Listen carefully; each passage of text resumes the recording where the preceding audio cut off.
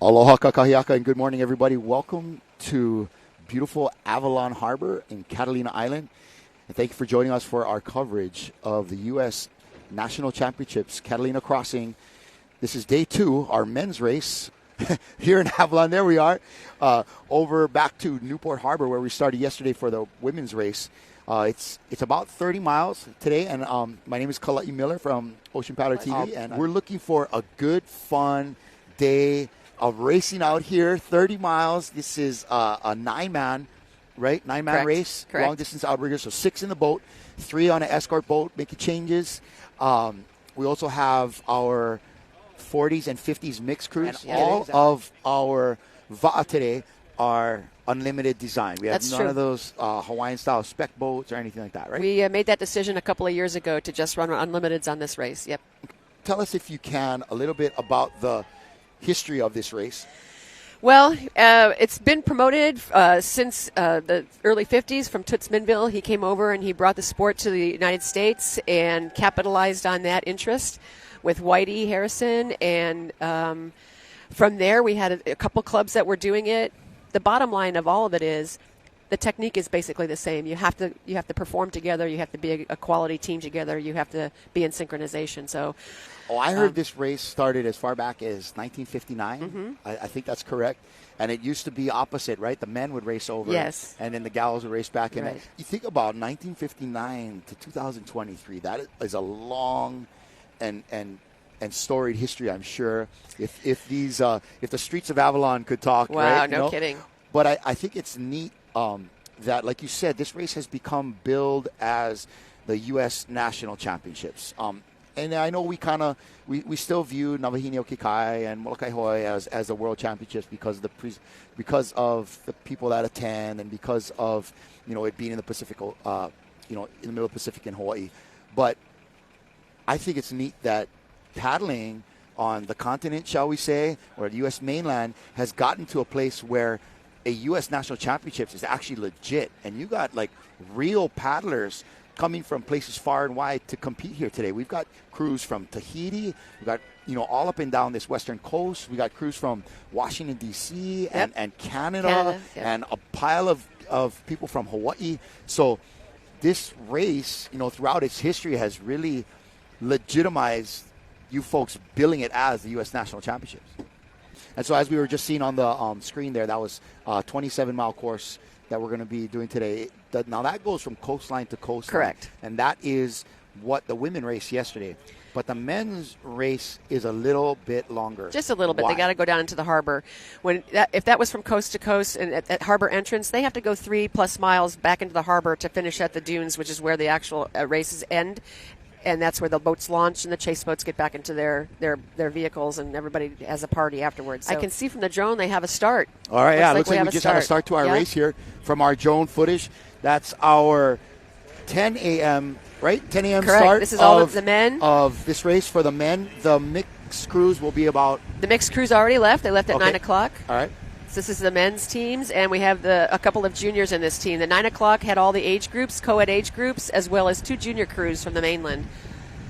So wow. Pretty good field. Got a little jam up, maybe. Yeah, we have quite a bit of crews in one area. They'll find their way out. Everybody's trying to play nice over there. So when you see the start of a race like this, we usually have crews trying to get out front, especially our better crews, get out front, establish themselves in the lead, and be able to kind of find clean water. It's going to be a half hour roughly before they're able to start doing their first set of water changes, right? Yep. The thing that always surprises me about the start of a race is that everybody tries to jam up when you have this huge starting field, and the side to side, the boats that are navigating the start line broaden that field so that the boats aren't hitting each other. In a starting sequence, if there's any kind of waves that they have to maintain, we do try to have a slightly running start so we don't have AMA on top of boat. But it's pretty flat right now. The only conditions they're going to get is a little bit of wind and maybe any of the chase boat wake that comes. But as we depart the island, we leave a lot of friends and a lot of people that supported us. There were the pancake house opened early so that they could feed these paddlers. But we also have all of our chase boats following the north and south side of the whole fleet. They're not always left behind, so that they can watch their crew as they're advancing through the course and not have to come up through the course. They can cut across. Bunch of other crews that we're kind of be looking at out there. Looks like Shelva in the lead right there in their yellow Matahina canoe that actually they pieced it together. It was shipped here in a plane. We do our best to try to get all of our crews that are visiting the canoes that they need. We do our best to try to get all the crews that are visiting a chase boat that they need. Yeah. And that's when I spoke earlier about the race chairman's responsibilities.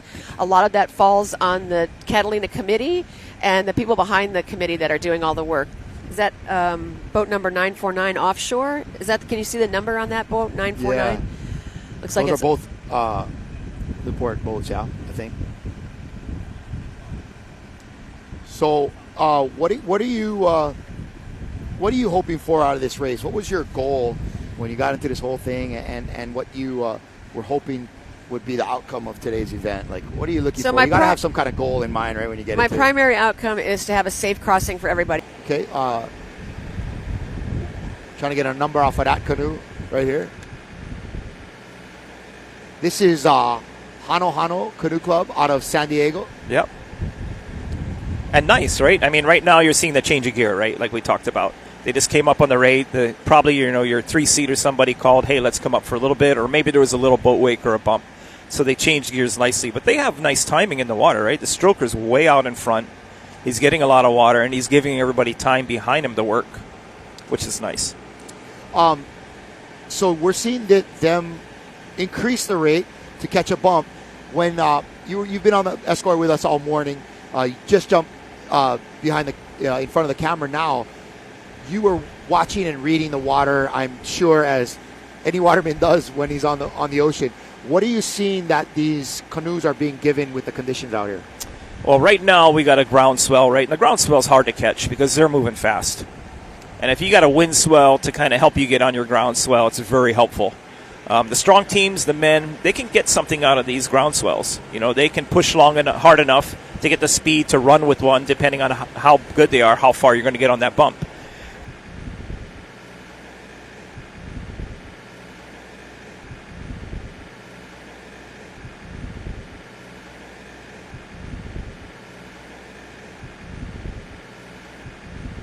This is Hanohano Canoe Club coming across. This is another open men's crew, 7th overall in their placing.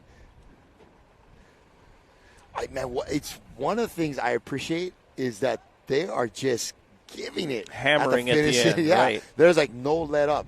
I mean, at this point, it's not going to change their position or their standing in this race at all, right? Correct. They could just cruise across the finish line here like nothing. But I think it really sets the pace of, man, we're giving it all, boys, and we're giving it all the way. Yeah, from the beginning till the end. Yeah. Correct. And I like that. That's the kind of intensity that it takes to be a top 10 crew here at the U.S. National Championship. It does.